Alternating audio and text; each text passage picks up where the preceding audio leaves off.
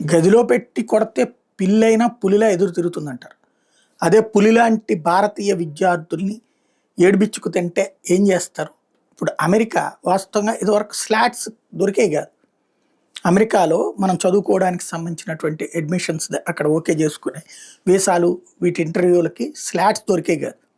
కానీ ఇప్పుడు ట్రంప్ అక్కడికి వెళ్ళేటటువంటి విద్యార్థులు ఉద్యోగం చేసుకోకూడదు, రూపాయి సంపాదించుకోకూడదు, అక్కడ కేవలం చదువుకోవడానికి అయితే మాత్రమే రావాలి, యూనివర్సిటీ ప్రెమిసెస్లోనే ఉండాలి లాంటి ఏవైతే తీసుకొచ్చాడో దాంతో ఇక్కడ నుంచి వెళ్ళేటటువంటి మధ్యతరగతి ఆగిపోయింది. కేవలం ధనవంతుల బిడ్డలు మాత్రమే ఇప్పుడు అక్కడికి వెళ్తారు. వీళ్ళు 1% 2% ప్లాన్ చేసుకుంటారు. ఎందుకంటే ధనవంతుల బిడ్డలను ఇక్కడే ఉంచుకోవడానికి చూసుకుంటారు. ఇక్కడ దానికి 4 రెట్లు సంపాదించుకోవడానికి అవకాశాలు ఉన్నప్పుడు. అదే మధ్యతరగతి వాళ్ళు అయితే ఇక్కడ మనకి ₹1,00,000 సంపాదించుకుంటాడు మన పిల్లోడు, అదే అమెరికాకు పోతే ఒక 10 లక్షలు సంపాదించుకుంటాడులే అన్నటువంటి ఆశతో ₹4 పోయినా పర్లేదంటూ వీళ్ళ ఆస్తులు అమ్మినో లేకపోతే బ్యాంకులు అప్పులు చేసినో తీసుకెళ్ళి తమ బిడ్డలను అక్కడ చదివించడం, అక్కడ వాళ్ళు ఒక ఏడాది పోయేటప్పటికి వాళ్లే ఆ కిస్తీలు కట్టుకునే స్థాయికి రావడం ఇదంతా నడిచింది. ఇప్పుడు మధ్యతరగతి లేకపోతే ఏంటో అమెరికాకి తెలిసి వచ్చింది.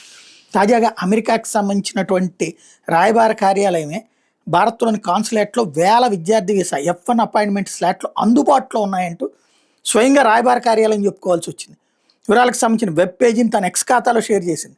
లాస్ట్ ఇయర్ 1,40,000 వీసాలకు విద్యార్థులకు అమెరికా ఇచ్చింది. ఈసారి అంతే సంఖ్యలో పెట్టుకోవడానికి సిద్ధపడితే వచ్చే విద్యార్థులు కరువయ్యారు.